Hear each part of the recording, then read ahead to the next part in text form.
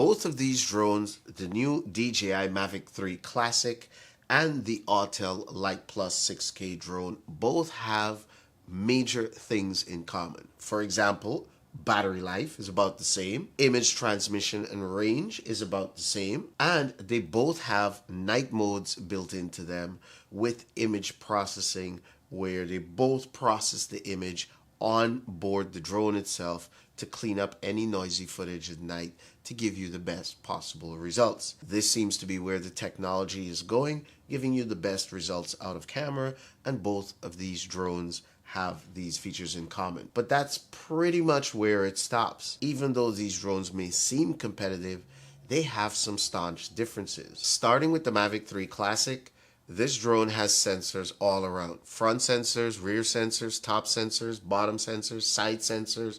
It's basically omnidirectional. It makes it much harder to crash this drone in the day. No sensors work at night. This one has forward and rear, but nothing at the top. It does have downward sensors, but nothing at the side. So when you're flying sideways or you lose signal underneath a tree or something, this can rise up, hit the tree, and wipe out. If you're flying sideways, you can crash into things. The DJI Mavic 3 Classic will be compatible with the RC Pro very soon. It is already compatible with the DJI RC. Both have built-in screens. This one 1000 nits, this one 800 nits. This one has a few more key features that's good for professionals.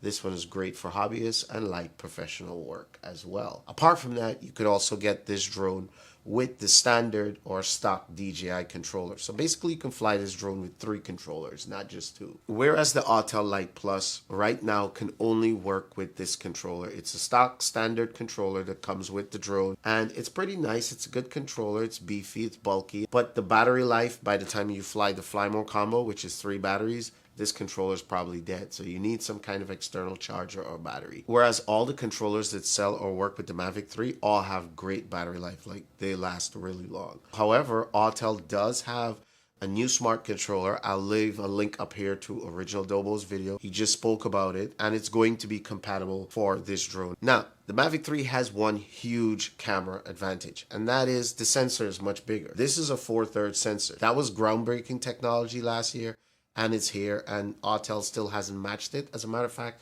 no other drone company has matched it. DJI has been the only one to fit a 4/3 sensor inside of a folding drone, so that's pretty huge. This, however, does have a 1-inch sensor, but it's not as big as this. The other advantage the Mavic 3 has is it's just loaded with refined software. This is now getting a lot of software, but it's not really refined. DJI has been in the drone game for a long time.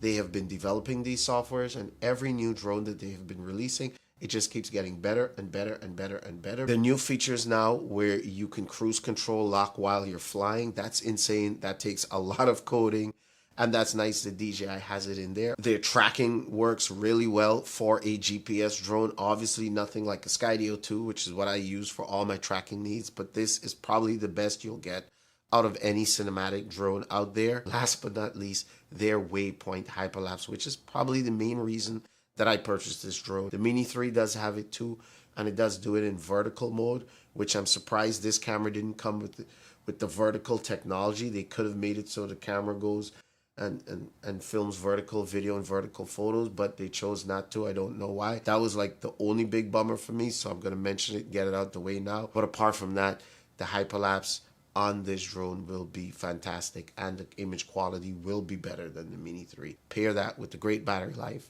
you got yourself some wonderful hyperlapse tools in the Mavic 3 Classic. Not only that, you've got things in the camera itself like 10-bit manual control. This camera only has 8-bit. This one has 10-bit. This one gives you 10-bit log, hyperlog gamma, all in manual controls. This one gives you 8-bit log, but no manual control. So you can't adjust the beautiful aperture that's in this drone. I don't know why. You can't adjust the shutter. You can't adjust the ISO. The camera has to do it all for you. Not that it does a bad job, but some people like control. And if you're a control freak, especially when it comes to log, then this drone has it. This doesn't. Now, this does have manual control, don't get me wrong, but not if you're shooting log. You might think, oh, that's a bummer. Well, it's a bummer if you shot log. When is the last time you shot log? How often do you shoot log? How often do you edit log, right? It may or may not be a big deal. Don't let things bum you down. And I tell people this all the time about features that you don't use. So this does shoot manual in the standard color profile.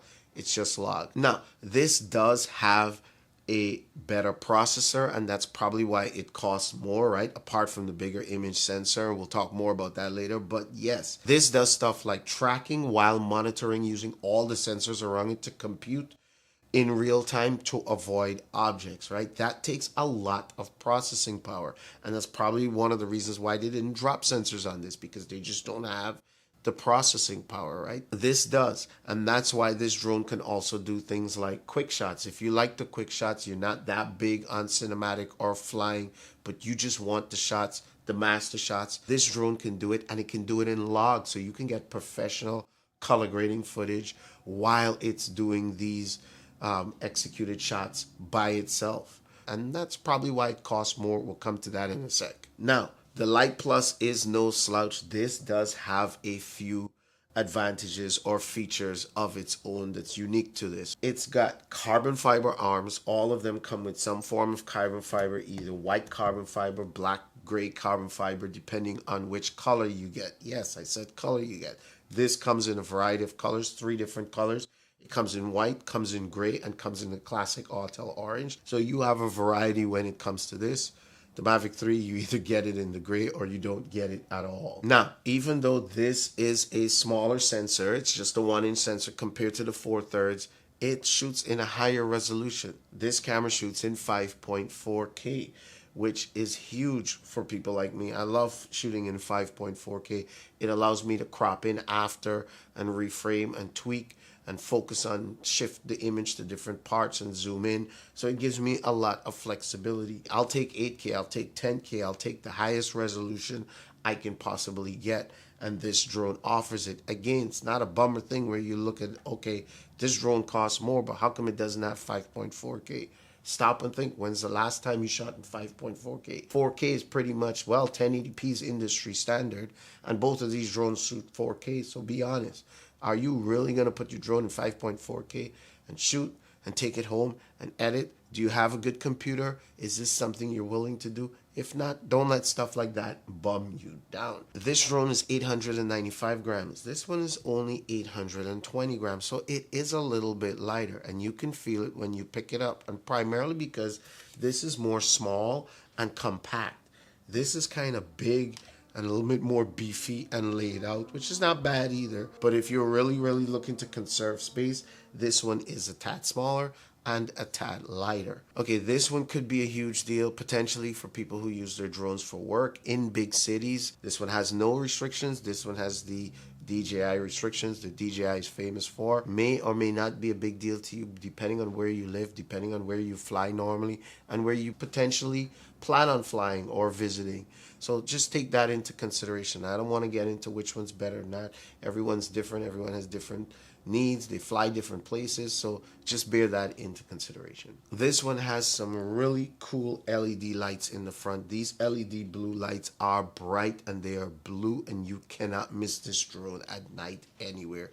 The LEDs just pop up and you can see it literally from everywhere. Okay, let's talk price, because this is a huge one, right? Normally this drone is $1,800. Like, these two are in the same price category, but since DJI released this Mavic 3 Classic, Autel just turned around and dumped the price down on this drone to probably $700 to $800 off. So right now, a Fly More combo, and I mean the drone, 3 batteries, ND filters, charger for all 3 batteries, carrying bag, and everything fully ready to fly, everything you need, right, except a tablet or a phone, but it comes with the standard controller, is now $1,199, $1,199, $1,200.